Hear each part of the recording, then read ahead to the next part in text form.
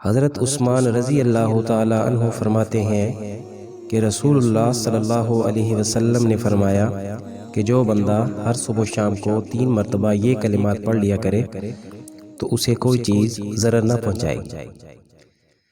बिस्मिल्लाहिल्लज़ी ला यज़ुर्रु मअ इस्मिही शैउन फ़िल अर्ज़ि वला फ़िस समा व हुवस्समीउल अलीम।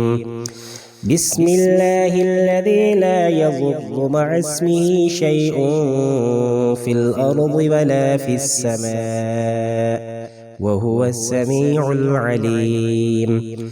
बिस्मिल्लाहिल्लज़ी ला यज़ुर्रु मअ इस्मिही शैउन फ़िल अर्ज़ि वला फ़िस समा व हुवस्समीउल अलीम।